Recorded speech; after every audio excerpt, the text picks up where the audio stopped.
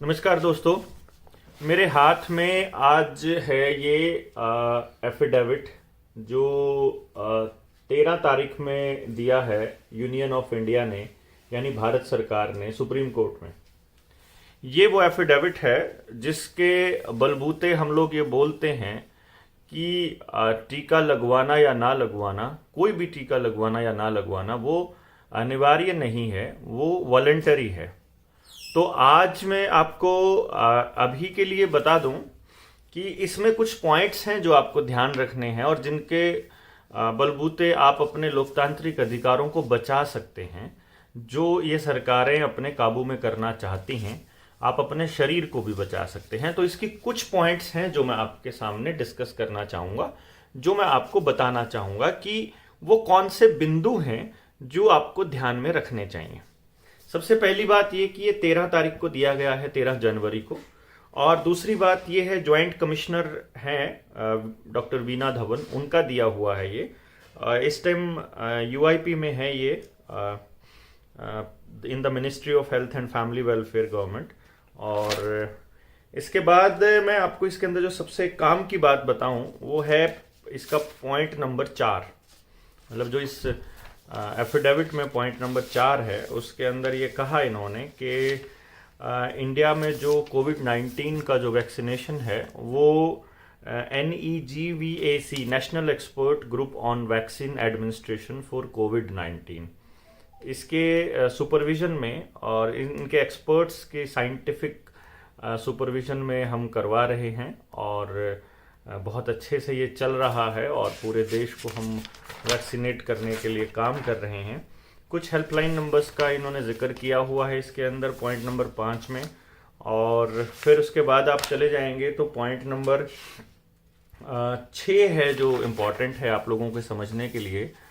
Point number 6 में अगले page पर, जब पेज नंबर 7 है, इस पे जब आप जाते हैं तो यहाँ इन्होंने जिक्र किया हुआ है कि हमने जो ये हर घर दस्तक वाला जो प्रोग्राम शुरू किया है, ये करने के पीछे जो हमारा मोटिव है वो है जो डिफरेंटली एबल्ड पीपल हैं, यानी जिनको हम पहले हैंडीकैप लोग बोलते थे या जो विकलांग लोग बोलते थे, उनको अब हम लोग डिफरेंटली एबल्ड पीपल बोलते हैं। और ओल्ड एज होम्स वगैरह में, यानी कि जो वृद्धाश्रम है, वहाँ पर अगर हम देने के लिए हम यूज़ करते हैं। इसमें जो चीज़ें हैं वो इसलिए दिए कि जो एक्ट 2016 में बना था, person rights of the persons with disabilities, इसकी एक्सेसिबिलिटीज़ के लिए बनाया है। और इसमें इन्होंने ये कहा है कि वैक्सीनेशन सेंटर से लोग जो हैं वो उनके पास जाएंगे और उनको पूरी बातें बताएंगे। जो मोबाइल वैन है, कैंपेन है, ये पेज नंबर 8 के ऊपर इन्होंने इसका विवरण किया हुआ है, जो हर घर दस्तक है इस पूरे के पूरे सीन का। अब इसके बाद आप चले जाएंगे, इसको थोड़ा आगे आप बढ़ेंगे तो आपको 2-3 चीज़ें मिलेंगी। डाटा कलेक्शन का है पेज, अभी पॉइंट नंबर 13 है सबसे इंपॉर्टेंट। 13 नंबर पॉइंट पे लिखा है consent of the persons with disabilities. ये डिसेबिलिटीज का है। इसमें इन्होंने कहा है कि the government of India and ministry of health and family welfare do not envisages any forcible vaccination without obtaining consent of the concerned individual. यानी ये कह रहे हैं कि हम किसी भी व्यक्ति के ऊपर फोर्सफुली वैक्सीनेशन नहीं कर रहे हैं। भारत सरकार का इस एफिडेविट के अंदर ये कहना, पॉइंट नंबर 13 के अंदर जो ये मैंने अंडरलाइन किए हुए हैं, यहां पर ये जिक्र कर रही है भारत सरकार 13 नंबर पॉइंट पे। 14 नंबर पॉइंट पे exemption from the vaccination certificate for the persons with the disabilities. इसमें बोलता है, it is the most respectfully submitted that the government of India has not issued any SOP which make carrying a vaccination certificate mandatory for any purpose। यानी ये 14वां point ये कहता है कि भारत सरकार ने ऐसा कोई SOP जारी नहीं किया है जिसमें वैक्सीन का सर्टिफिकेट दिखाना जरूरी हो, कहीं पर भी कैरी करना। इसका मतलब ये हुआ कि अगर आपके बच्चे से स्कूल में एंट्री से पहले वैक्सीनेशन का सर्टिफिकेट मांगा जा रहा है तो भारत सरकार के इस आदेश की अवहेलना कर रहा है वो टीचर, वो स्कूल या वो डिपार्टमेंट। या आपसे नौकरी में जाते टाइम अगर कोई कह रहा है कि हमें आप वैक्सीनेशन का सर्टिफिकेट दिखाइए, तो भी वो इसकी अवहेलना कर रहा है। यानी भारत सरकार ने ऐसा कुछ भी मेंशन नहीं किया है। अब वो कौन लोग हैं जो इसके लिए फोर्स कर रहे हैं, हमें उनसे हिसाब लेने की जरूरत है, उनसे सवाल पूछने की जरूरत है। यहां पर वो साफ साफ अपने एफिडेविट में सरकार बोल रही है सुप्रीम कोर्ट के सामने, तो मुझे लगता है कि वहां शायद ये झूठ नहीं बोल सकती।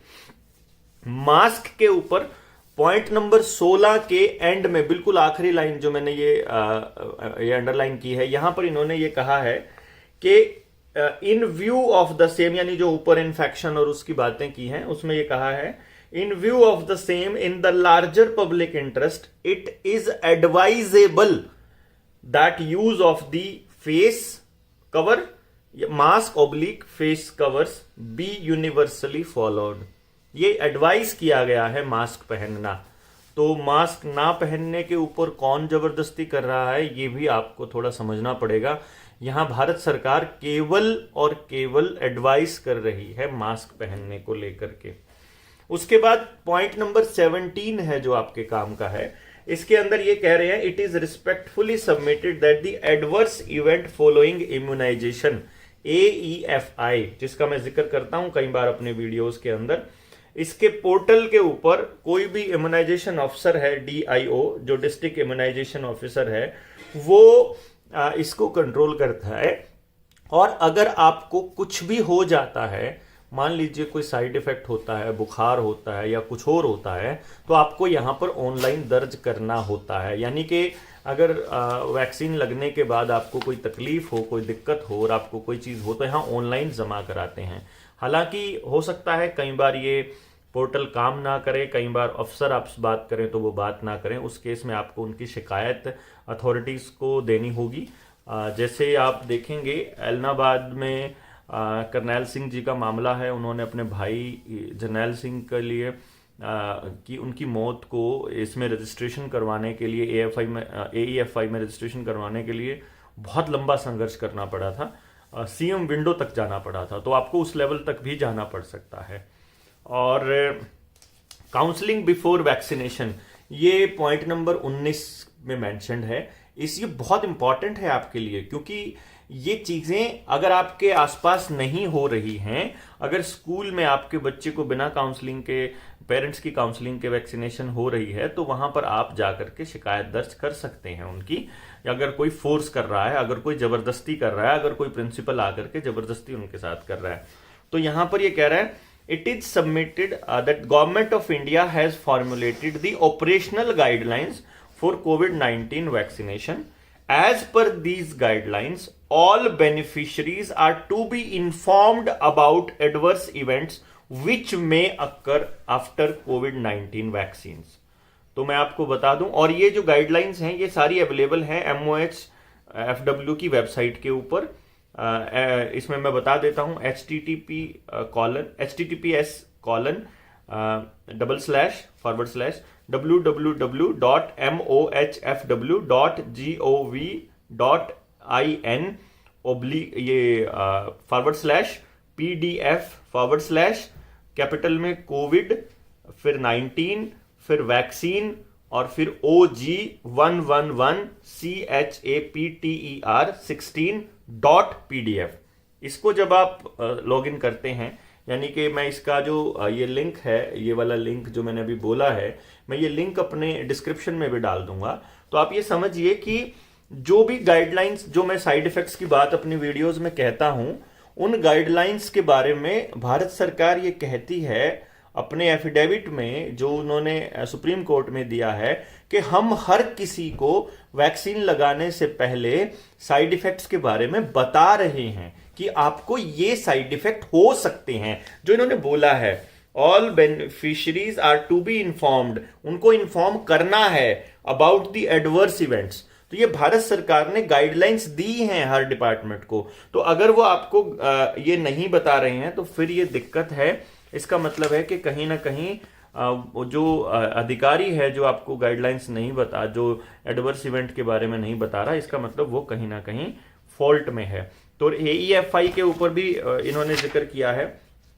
तो इस चीज को आप थोड़ा सा समझिएगा। मैं जो कह रहा था वो यही चीज़ें कह रहा था। बाकी कितनी इसमें फॉलो होता है कितना नहीं होता है ये आप कमेंट सेक्शन में बताइए। आपके जानकारी में किसी को साइड इफेक्ट्स हुए हैं तो भी कमेंट सेक्शन में जाके बताइए और समझिए, बताइए मुझे कि आपके नोन में किस किस को क्या क्या साइड इफेक्ट या कुछ हुआ।